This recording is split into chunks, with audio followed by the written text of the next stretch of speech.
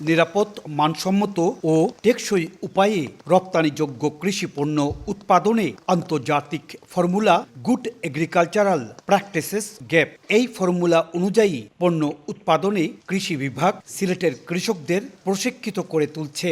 এর ধারাবাহিকতায় জেলার জৈন্তাপুরে ৩০ হেক্টর জমিতে ২ শতাধিক ঝাড়া লেবুর চাষ করা হয়েছে।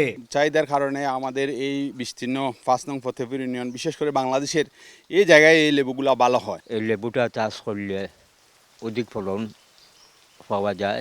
ঝাড়া লেবু সহ বিভিন্ন জাতের লেবু, গোয়ালগাদ্দা সিম, নাগামরিচ, পান, ফরাসের বিচি, সাতকরা সহ সিলেটে উৎপাদিত ২৫টি রপ্তানিযোগ্য পণ্য রয়েছে। যুক্তরাজ্যে বিভিন্ন দেশের শাকসবজি পাওয়া গেলেও সিলেটের টাটকা শাকসবজির রয়েছে বাড়তি চাহিদা।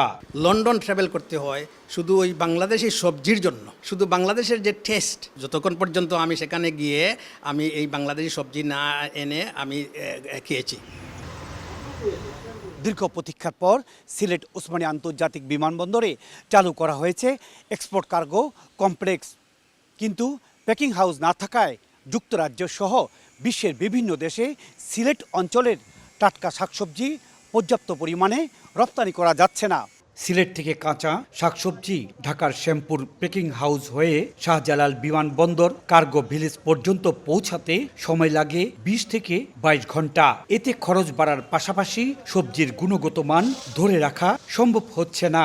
সংশ্লিষ্টরা বলছেন, সিলেটে প্যাকিং হাউস হলে দ্রুত সময়ের মধ্যে বিদেশের বাজারে এই অঞ্চলের শাকসবজি পৌঁছানো সম্ভব হবে। যদি সিলেট থেকে রপ্তানি কার্যক্রম করা যায় তাহলে আমাদের যেমন সময়ও বাঁচবে, পাশাপাশি সবজির টাটকা ভাব যেটা বা সতেজতা যেটা, ওইটা ভালো থাকবে। সিলেটে একটা হচ্ছে প্যাকিং হাউস করতে পারি, তাহলে কিন্তু মাত্র আমরা ১ থেকে ১.৫ ঘন্টার মধ্যে আমরা এয়ারপোর্টে চলে যাব এবং দেখা যাচ্ছে ১০ থেকে ১২ ঘন্টার মধ্যে এটা লন্ডন মার্কেট ঢুকে যাবে। ব্যবসায়ী নেতারা বলছেন, প্যাকিং হাউজের কার্যক্রম শুরু হলে বিপুল পরিমাণে সবজি রপ্তানি করা যাবে।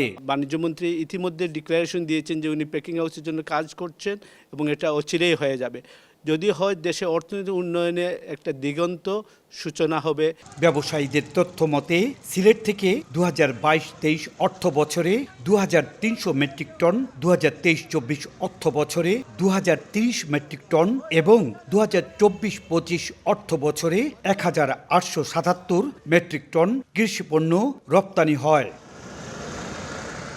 ইকরামুল কবির, সময় সংবাদ, সিলেট।